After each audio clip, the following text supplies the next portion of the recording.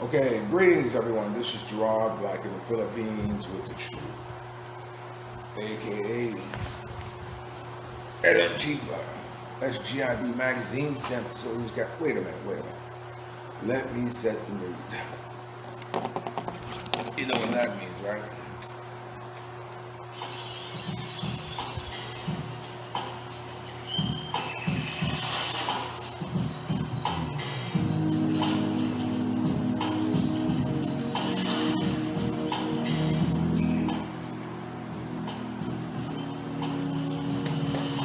Yes.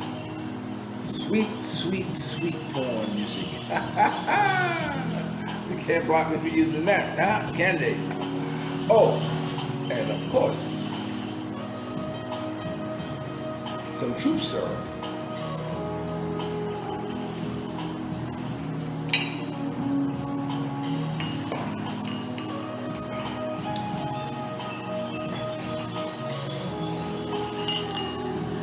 Ooh. Can't forget the troop syrup. Owner Filipino Soul Energy from Filipino Soul Magazine and SGIB Magazine that stands for Soldiers Got Intentions. Believe that. Because everyone should be soldiering for something. A dream, a goal, an idea, a training for something. And Long Island's first urban bilingual music magazine. Don't ever forget that. And of course, what else do I do? I do so much, man. Well, I used to do so much. Now I tend to kind of slow down. Now I tend to more or less be more concerned about my immortality than anything else. For some reason, it's on my mind a lot these days, and I can't shake it. But anyway, I thought it was overdue for me to do a video, so I figure, I think it's about that time. Sometimes it gets very irritating because the internet I have is so slow that posting a video takes days to post, 30-minute video. And so that's very frustrating. But I want to talk about a few things. I hope you enjoy the content. Please hit the subscribe button. You know what's funny? I created Gerard, Black in the Philippines with the Truth, my YouTube station, my YouTube channel, and I can't access it. I don't know where it is. I don't know how to pull it up. Because I know some of these videos should be going on there, but I can't pull it up. So sometimes it's good to have somebody young around who knows their way around the internet, around a lot of these things. Okay, so what I'm going to do is I'm going to talk about a few things. I try to do a list of things to kind of keep myself, on point about what it is I want to talk about. How well it goes, I don't know, but I'm going to tell you a few stories because I am here. I have been here.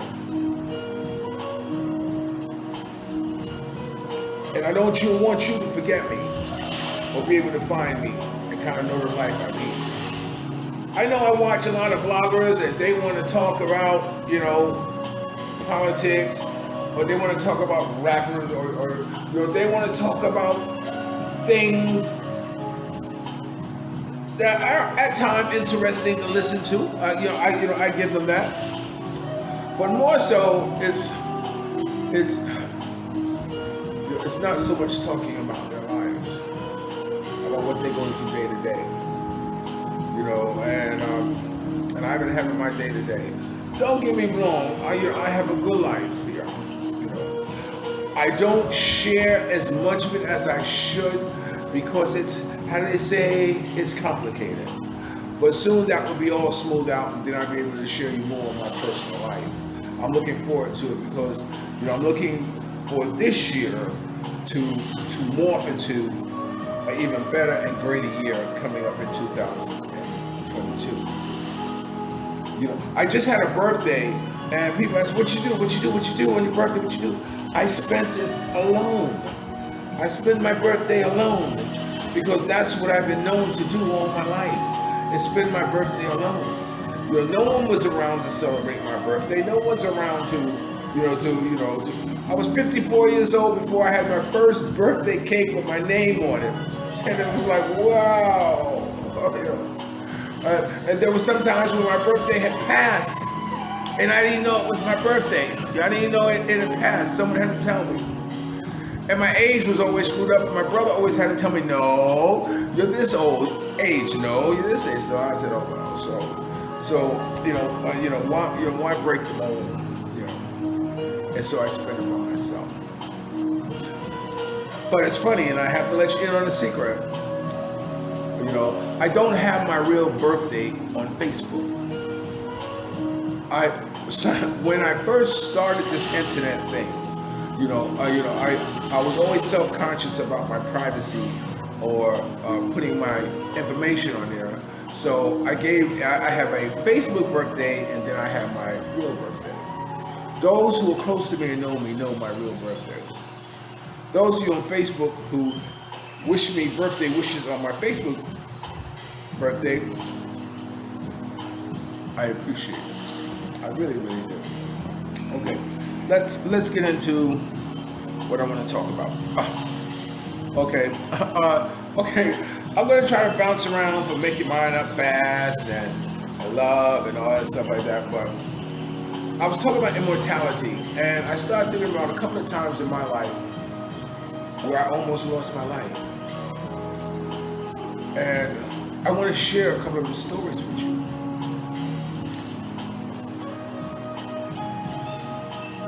I think one of the first times when I really put myself in harm's way was when I was in LA. And, I was a pharmacist. And I was fulfilling a prescription in my car. And so this guy, I gave him the prescription. And he says, I'm not paying for this, I'm taking it. And plunged a long knife at my stomach. I don't know what it was, but something told me to clap my hands like this. And I got his hands on that knife. And we were fighting, he was using the roof of the car to try to push that knife into my body. And I was pushed back on the seat. The seat was breaking. And I turned the knife around and said, do you know who you fucking with? Oh, do you know who you are? And I turned it around and hit me. He started screaming,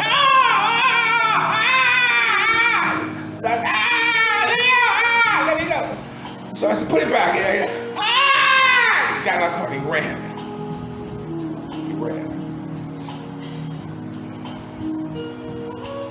I was shook. I was traumatized. I went home and I told Diana and the mother of my kids what had happened.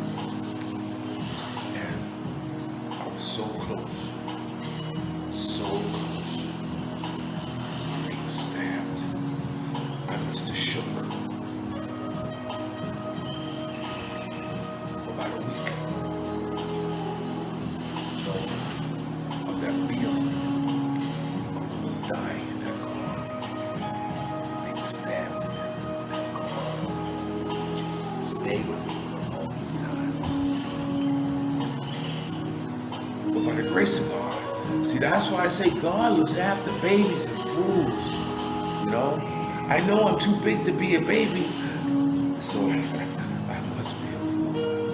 And I thank God for looking after me all these years. I don't have a crew. I don't have 3 or 4. Never ran with a pack. I never had that. I was like from Star Trek. I just materialized somewhere, and like a chameleon, I was able to blend in. It didn't matter who it was. It didn't matter what social level they were from. I was able to blend in.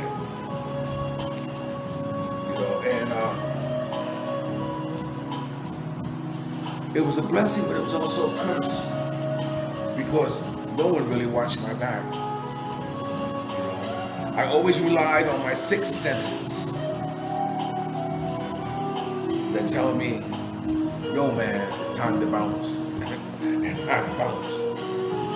Sometimes I would go to a bar and I sit in the bar, a black bar, you know what I'm saying? I go into the hood and I sit to have a drink or something like this. And my personality, and as much as I love girls, I talk to the hostess, or the bartender.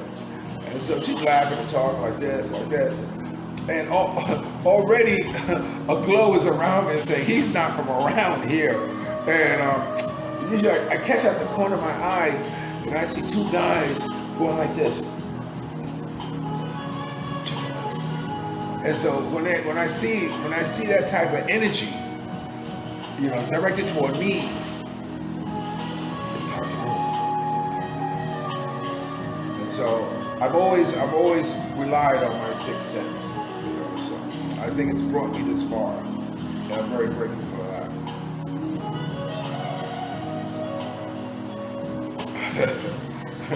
Drinking Tanguay. I went to a fiesta on Wednesday. Very nice. And I ate, and then I sat down with with the men, because the women are separate, the men over here, which always is, yo man, where the girls at? Like that. But that's the culture. So they start feeding me shots. I noticed. You want to chase it? No, I drink my shit. I'm an American. I drink my shit straight. So each time I finish a shot, I notice they pour another one. I hit it back and after about 4 of them, I switched to drinking Red Horse, which is beer. So I'm drinking that, and so the person I was with says, "Gerard, come over here. We were invited over here." So, which is a cousin's house, so I went there, and I said, "Of course there are girls there." So it's like, wow, and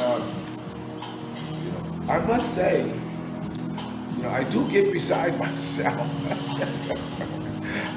By that time I was a little drunk, and I might have done some things that they might have deemed inappropriate, but I deemed it just having fun. So I get kind of bent behind the tango line. So I tell people, you have to say, look, it's just Gerard. Even when I'm driving and or I'm somewhere and I meet a girl or something like this, even if I'm with a girl, I say, wow, you're beautiful, like this or whatever, like this, If another woman cannot appreciate the beauty in another woman, then there's something wrong with that woman. Point blank, period. And you're not blind, and you can see people, even dudes. I say, yo, look, that's a good looking boy. I said, you're a good looking man. You're a wampo. Wampo is handsome. You're a wampo. and when you're wampa, for girls, you're a wampa.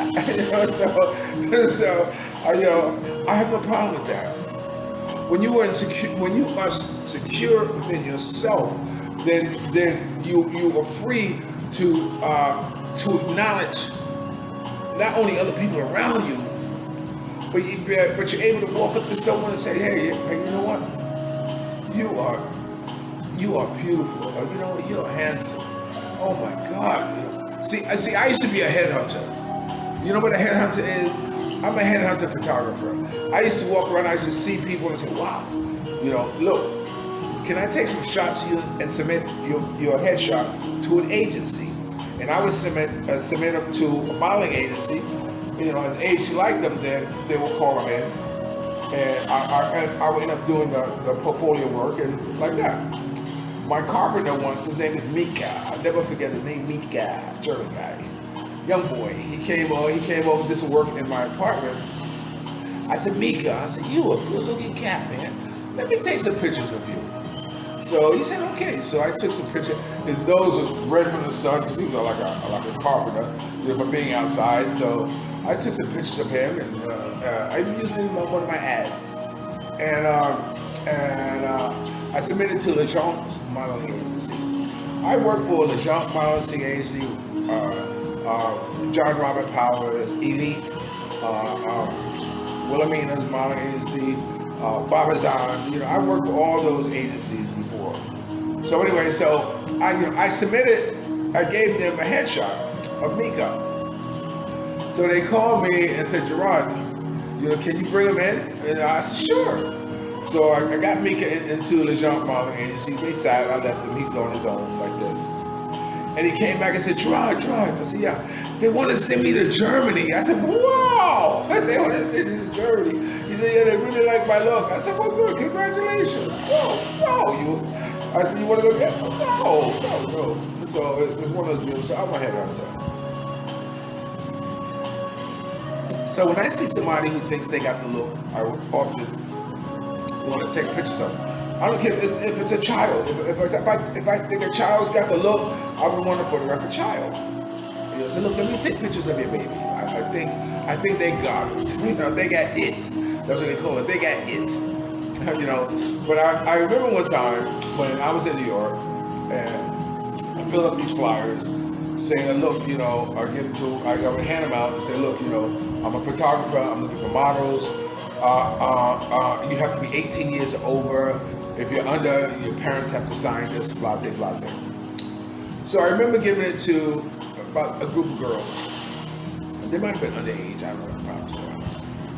So later on that day, I got a knock on my door, knock. And I said, y'all, it's the police. So the police come in and said, did you give this to girls? I said, yes. He said, you know the other age? I said, they might have been. I said, but look on my promotion. It said that if you're under 18, you have to have your parents' consent and have them sign this. So they came in and they looked at my work, they looked at my stuff and said, okay, we can tell you're legit, so we just want to just come by and check you out. I said, okay, fine, that's no problem, officer. Have a good day. Never again do I hand out anything like that. Never hand it out. You know, because back in my country, photographer is almost like a curse because of all the attention brought on for bad photographers who put hidden cameras in dressing rooms. You know, who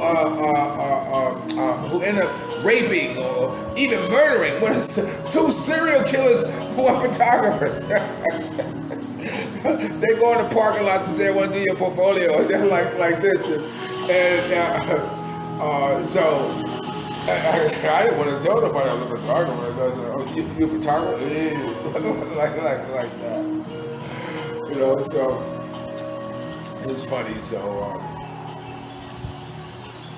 but the strange thing is that when I went to these modeling agencies and I asked to let me give me some portfolio work, after I showed them my portfolio, I have a very nice portfolio. You'll have to see it. It's in my storage in New York, but you have to see it. And they said, wow, you do good work.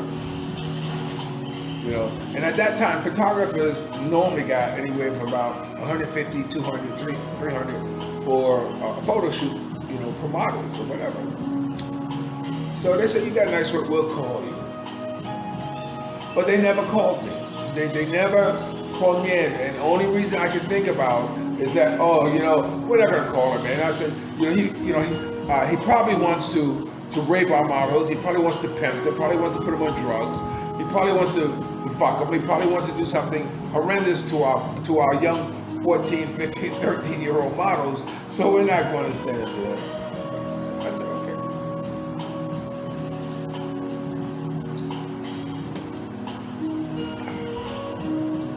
So I had to come up with a gimmick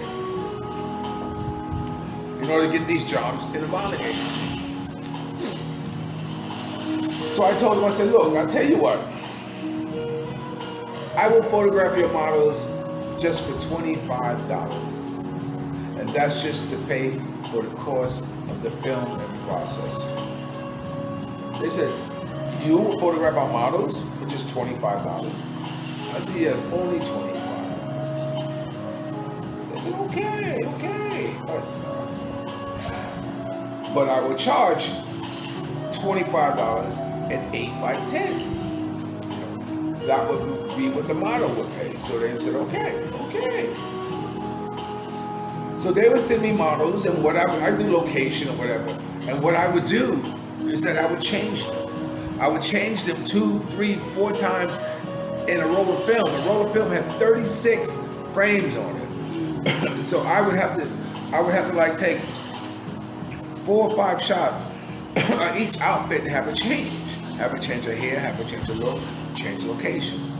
And then I would do the same thing. After 4 or 5 frames, have a change of look, have a change of hair, have a change of outfit, have a change of location. So by the time she got the contact sheet, I said, now you know it's $25 an 8x10. She said, yeah. So they said, okay, well, I want this one, I want this one, I want this one, I want this one, I want this one, I want this one. So I'm going to change. So it ended up that they would end up paying me the $200. They would end up paying me the amount of money that they would pay other photographers for, in advance. I would end up still getting. But you see, you have to be creative and have to know your own value to be able to circumvent the status quo, because they did not want me to photograph. And oh my God. So that's what I did, and that's how I ended up getting the shoots. Now I used to tell models back in the States that if I look at the papers and photographers say portfolio for $150, a portfolio for $500, a portfolio for this. I said, look, let me tell you something. No one photographer can shoot a portfolio in one shoot. That's impossible. Impossible. Because your portfolio consists of different shots from different photographers who see you in different ways with your body of work that comprises of a portfolio. And you can't do that in one shoot. So when they called me and said, do you do portfolios? I said, no, I don't do portfolios. I do shootings.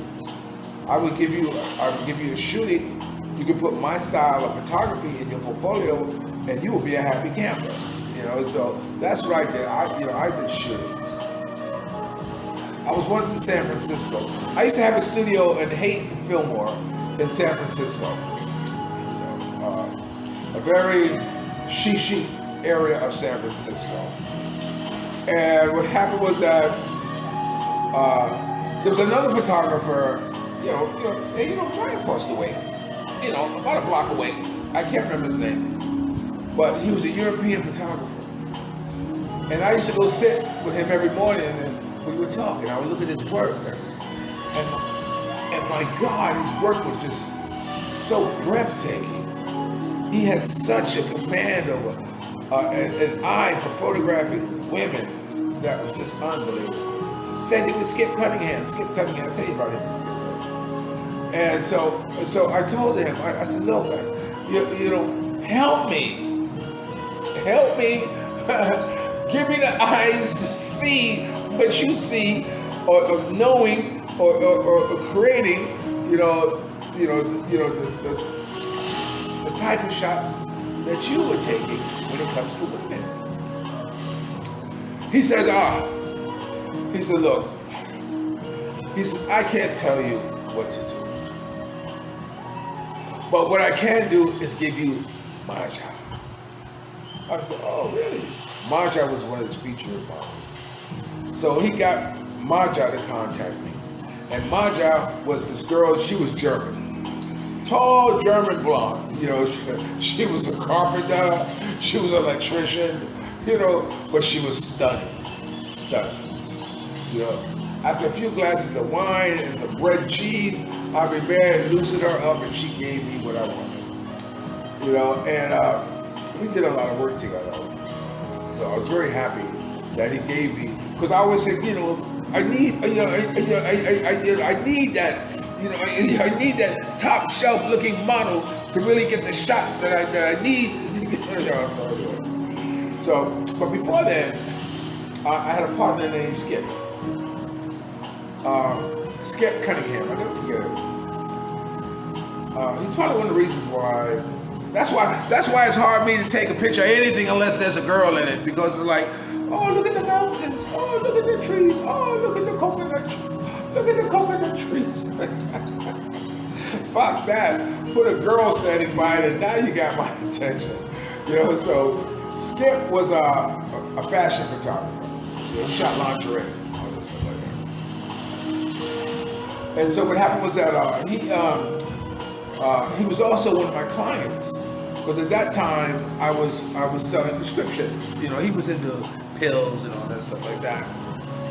So he would call me and I would sell him the script. And so I'd go to the studio and hang out. And he, I would watch him, and he was just, he was just great. I really admired the work that Skip did. So there have been a few photographers who made impacts on me. In fact, my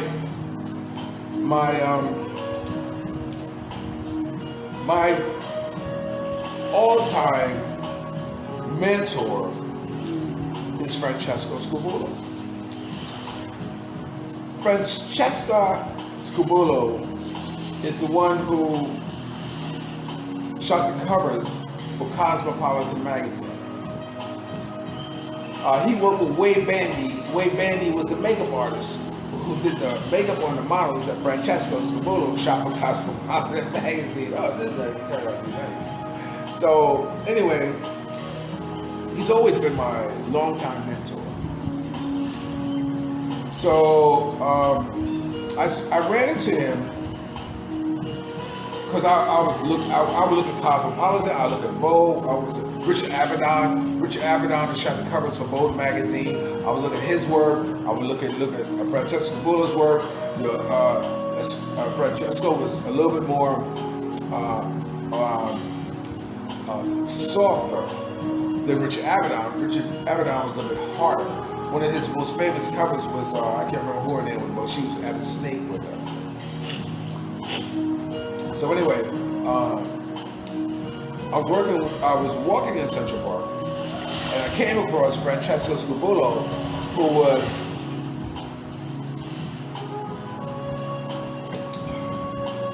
was working on his first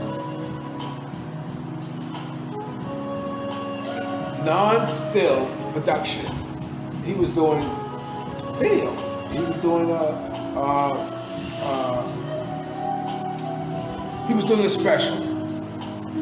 And this was the first time he wasn't behind the still camera, but behind a movie camera. He was directing. And he was working with Crystal Gale. Crystal Gale, Don't You Make My Blood. Yeah, just Google Crystal Gale, Crystal. In fact, Google Francesco Scobulo. So anyway, I took pictures of Francesco Scobulo. I said, Mr. Scobulo, can I take a picture of you? He said, yeah, sure.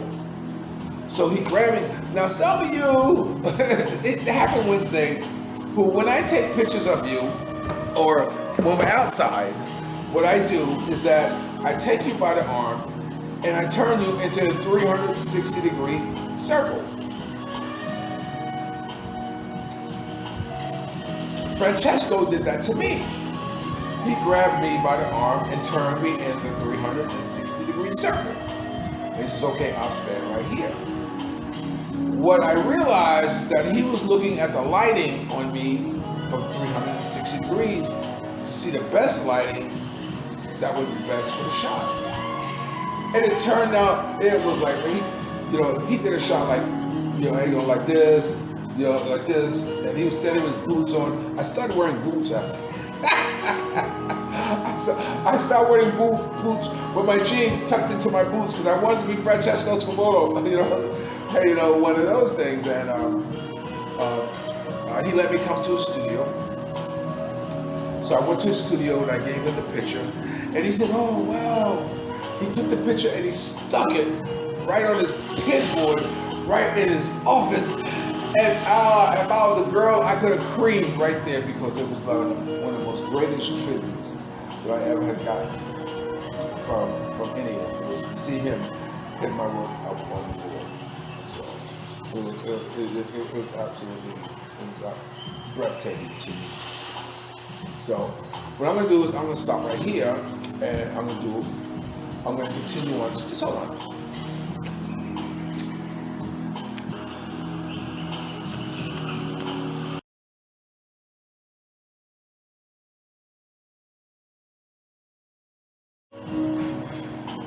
Okay, so I was talking about Francesco Scabullo. So what happened was that, I decided to leave New York, go to California. I told you a story. And so I said to myself, I wanted to follow the same travel of becoming a world famous photographer like Francesco Scabullo. I said, I know I would go to California, then I would go to Milan, Italy, and then I would, go to Spain, and then come back to New York and be this famous photographer.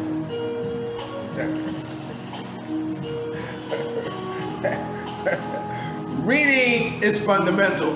So anyway, so I got into California.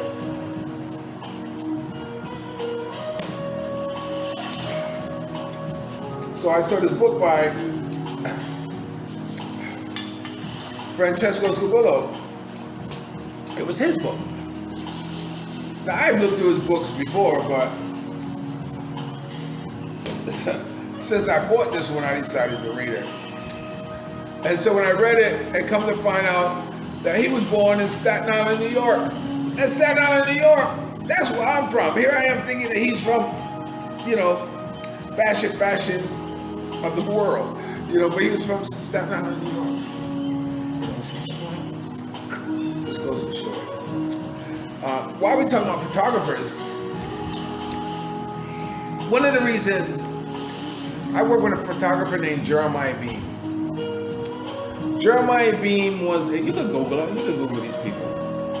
Jeremiah Beam was he was an accomplished photographer. He's done a few album covers for a lot of our classic soul artists, and gotten awards and all that stuff with the album covers. And I was his assistant. Because I was a black and white lab technician. I process black and white film, and I do black and white printing. So I'm very, very good at that. So we went on a shooting one day, and we had to wait. We went to a studio in Manhattan, and we waited about 2 hours for a comforter to arrive at JFK Airport and driven to us so he could use it in the shoot. Because he was shooting this catalog of this mattress company or whatever. So I was his number 2 assistant. So the comforter came and put it on the bed. The model's laying on the bed, and I'm straightening out the wrinkles and pushing the hair back like this because I got the eye too. Make no mistake about it. I got the eye. And so push the hair back. Make sure the shoes are positioned right, and the comfort and everything's going on. And Jeremiah was on this real tall ladder, and he had a Hasselblad. A Hasselblad camera is a 2¼ by 2¼ It's not your standard 35mm film, it's 2¼ by 2¼ It's one of the best cameras on the market, German camera. And so while he's taking pictures, the number 1 assistant is handing him backs. As he finished the one roll, he handed him another back with another roll. Then he load the other roll and get him the other shot. So Jeremiah is taking pictures of this comforter, and he's bracketing. Bracketing is when when you have an exposure for a shot, and you might bracket it 2 shots, 2 stops. In other words, you may make it 2 stops lighter, 2 stops darker, and then that's how you bracket, like that. So that way to ensure that you get the lighting was right. So anyway, so we finished the shoot. Now remember, he got paid $600 a day plus expenses. Now we're talking about in the 80s, y'all. $600 a day plus expenses. That's like, wow. So anyway, so shit. So when we got back to the studio, he gives the Kodachrome. I think we should put it from Ektachrome, which is a transparency. He gives them to the number one assistant. He takes them and goes, drops them off in the lab, and gives me the black and whites, and I'll process them in the download. So mine are done before the transparencies are done. So he's looking at them like, oh,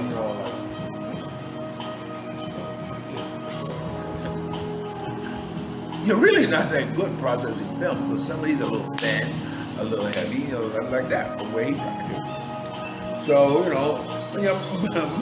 my feelings wanted to be hurt because I know I'm one of the best in the business.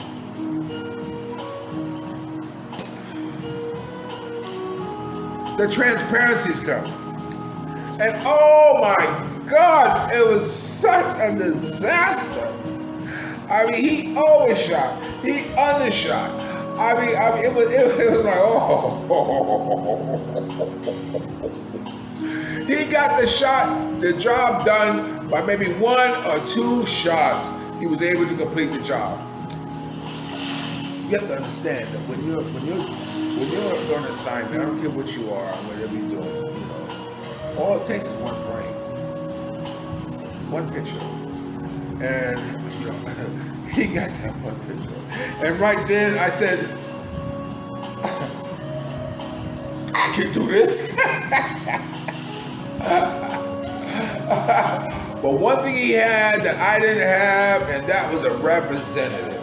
He had a representative that would go out and recruit for work for him, and he just sat at home and waited for the phone to ring. I realized how important the representative was. I really learned how important it was when my color instructor, Rick Young. Now, Rick Young wasn't really my color instructor. He was the instructor at the school. I was going to Germain School of Photography at 225 Broadway back in the day. I actually wanted to do criminalistic photography. They had a course called criminalistic photography because I wanted to photograph crime scenes. I wanted to photograph the gory shit. That's what I wanted to do. And I joined the course, and I was in it for about 2 weeks, and then they called me to the office, and they said, "We're sorry, you can't take this course because the VA had not approved it." I said, "Wow." So that's when I got into commercial photography. But anyway, Rick was one of the color instructors there at the school. Rick was also one of my clients when it came to scripts. So he put all the scripts for me because he was the speed. He was the speed. And because he worked so hard. He also wore boots too. Another reason why I wore boots. So after the time, if he didn't have money, he would give me color equipment. No doubt from the school. That I never use. I use it as paperweight. Like that. So what happened was that I was at his house one day, and we were chilling. I was probably making a delivery or something like that, or whatever. And he had a gorgeous, gorgeous wife. Her name was Sean. Sean was absolutely beautiful. Oh my God. Very quiet, very meek, very classy. So the phone rang. Bling, bling, bling. Sean answered. Rick Young Studios. And so I see Rick. He moved closer to the phone. And Sean is talking. Now remember, she's his representative now. Also. So she's talking to Rick. And she's looking at Rick and she's repeating pretty much every question that is asked. And Rick was yes, no, yes, no. Like he was giving us signals. I realized that's what I need. best motherfucking representative. Do you know how much money I've lost from all the photography I've done? Because when I go on shoots, high profile shoots, not just bullshit shoots, I go on high profile shoots. Shots that 95% of the stuff I shot ended up in a publication somewhere in the world. You understand what I'm saying? Because I was that good and I was that much of a go-getter. Look at Jet Magazine. Look at me shots that. One of my most favorite shots that ended up in Jet Magazine is that you look at the cover of the one that Eddie Murphy is sitting on the Corvette. Have you ever had sex on a Corvette? Hood, I mean. So anyway, so it was with Eddie Murphy sitting on the hood of a Corvette for Beverly Hills Cop 2. If you find that issue, turn to the page where Jen had a photo of the week. And when you see the photo of the week, you'll see my photo of Janae Dubois and her daughter Ronnie. You'll see it there. So, just on that note, Jet being all over the world made my work worldwide. So anyway,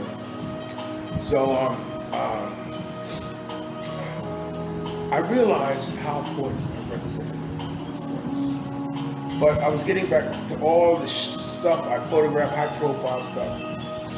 I was too, and when I'm shooting, I'm getting people's names who want pictures. I'm getting people's names, who want the shot. I want to get people's name who wants to have the pictures of what they are a part of on that day, in that special event.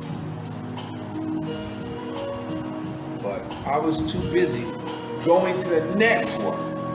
And I never had no one to go behind me, to solicit those images to the clients who want them. So they just sat. They're still sitting with still the contact numbers, with still the names. If only if I had someone who believed in me enough to want me to be as successful as I know I am, as I know I can be, as I know I can become, I would probably be.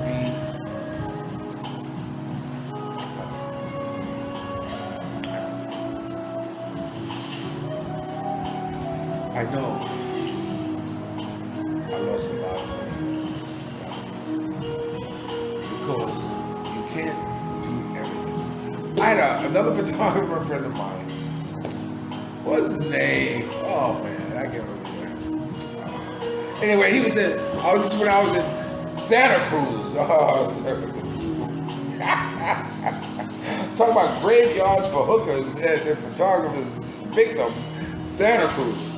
And so I used to go to, I was living in San Jose. Was I living in San Jose? I think I was living in San Jose. Anyway, I met this photographer. Nice guy. He had a nice girlfriend. I mean, he really shared a lot with me. Including her with her, but it's like only one time. I don't want to go through that again. That's what they would say. So anyway, he had a photography business. And when I was in Santa Cruz, I always stopped by and see how he's doing. And he was doing fine. He did portraits. He did portraits,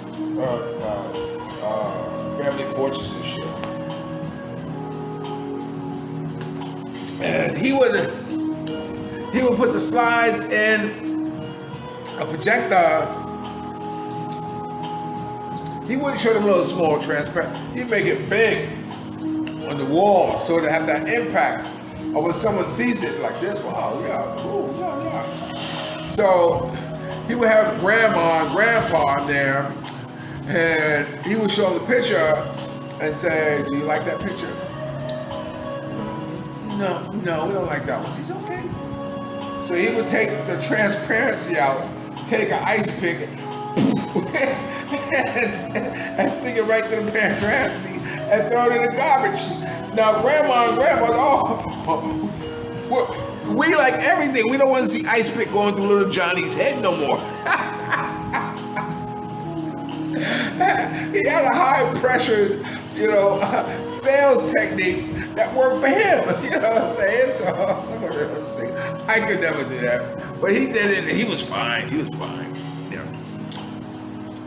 So anyway, one thing I want to tell you about, when I first learned about internet and doing that, how the internet worked and everything, and I wanted a website. And so I decided that, I would contact one of these people advertising that they build websites. So I said, okay, yes, I want to have a website built. So I call him and he comes over and he's showing me websites like this website to kind of give me an example of what websites do. I said, okay, cool. So I asked him, do you have a website? He said, yes, I have a website. So I said, can I see it? He said, yeah.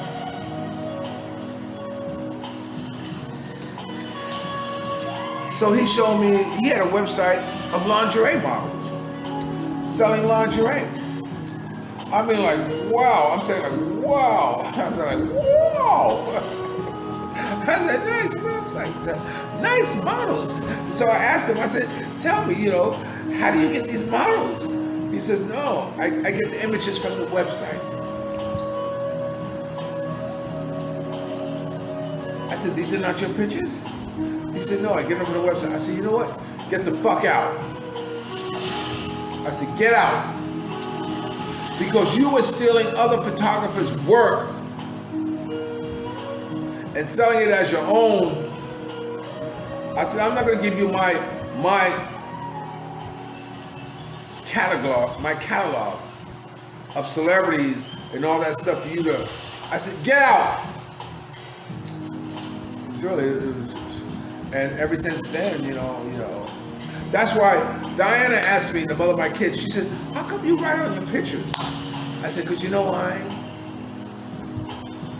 Because I don't want nobody to steal. I don't want nobody to take them.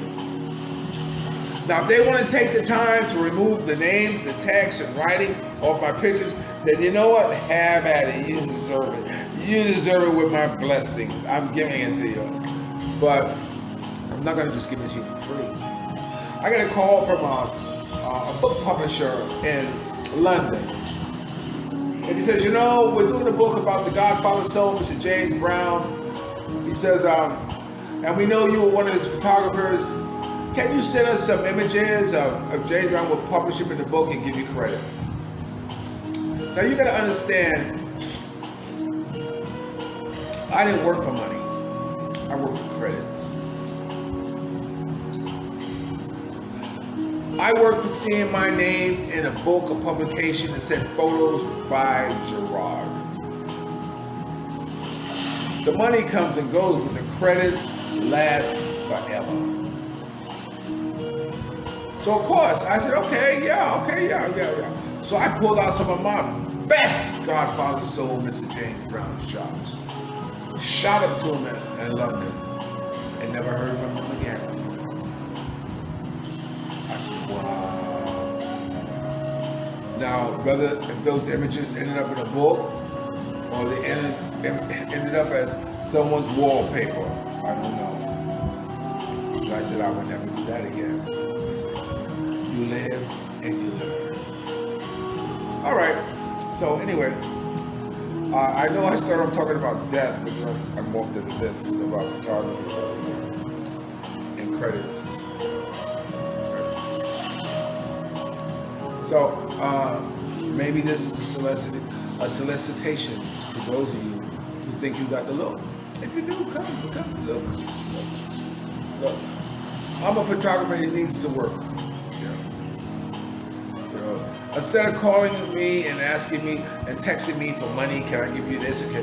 Let me tell you something. I had to stop somebody and give them this speech once again. If you are married and you have a boyfriend, then you have no reason asking another man for money.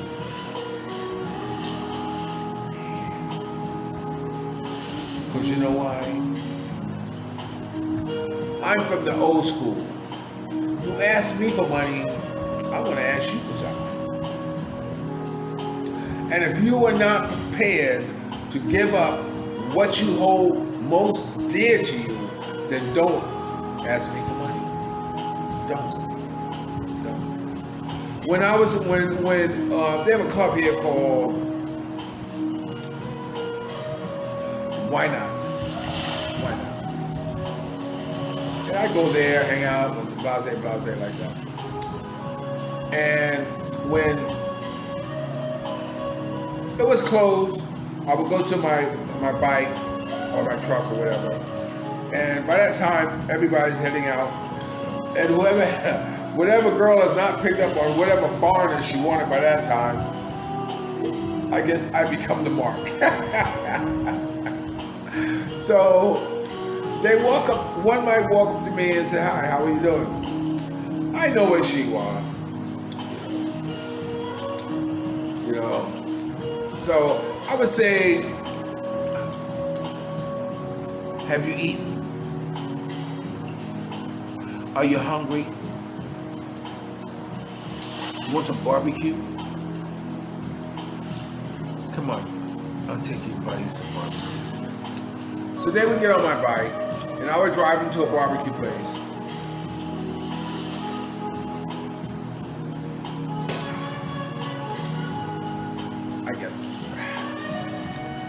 I got to do this one. I would take them to a barbecue place, and we would eat. We would finish. I said, okay. So what are you up to? Of course, I said, we can't stay and eat forever. What are you up to? So they say to me, well, I want to make some money. I said, oh, of course I knew this is what it was about all along. But now she's able to say it because now she's full. She don't need to eat. I want to make some money. I said, oh. So I said, how much you charge? 1,000. Oh. I said, look, I'll tell you what. I could give you 1,000. But if I give you 1,000, you are going to work very, very, very hard for that 1,000. Or I can give you 500 now and I take you home. She said, what? You give me 1,000 and I have to work very hard for it? Or you give me 500 and take me home? I take the 500. I said, that's a good girl. Okay. So I would take her home and give her 500. That's the type of cat I am. It ain't about all that. It ain't about all that. When I see him again, I am hungry. I said, oh no, that's only a one-shot deal, baby. That was only a one-shot deal. Like one of those type of things. So anyway, I'm gonna stop here. I think I chatted enough. I'm gonna try posting this. We will see what happens. So remember, and I'll tell you some more about my near-death situations. But in the meantime, I'm gonna take this time out to say and talk to my daughters and say, Gianna and Janelle, I miss you so much. I don't know how much time I got left, and I think about dropping every day. But know this: if I do drop, my last moments will be with you too. And how much I love you, she's so. Rather than waiting for you to drop and telling somebody, yes, he said he loved you very, very much, I'm letting you know now. That would be the last words coming out of my mouth. That I love and miss you so much. So remember, dreams are nothing more than plans awaiting action. Never disrespect the elderly. It always holds someone up, pulls someone up. And sometimes you're the only one to see your vision. And the best revenge in life is to live good. I'm living good today. I hope you are too. And if you're lucky enough to have a look, I'm gonna make a big announcement probably in October. I gotta wait till I finish paying off this truck. Oh my God. Oh my God. My compulsive bias. This, you don't know. You don't know. You see, I only have one chain on. Where's the other one? In the pawn shop. Okay, so that should tell you what time it is here. So, but if you're lucky enough to have a woman like Ali, what's the former lead singer of The Temptation, one song, treat her like a lady. And ladies, if you're lucky enough to have a good man like, I am a good man. I am a good man. I'm straight up and honest, and you know, I don't hold no punches. You either deal with it or you can't. The choice is yours, but I'm gonna let you know the truth. I'm not gonna hide nothing. Okay? I will always love you more. Love you like a love song.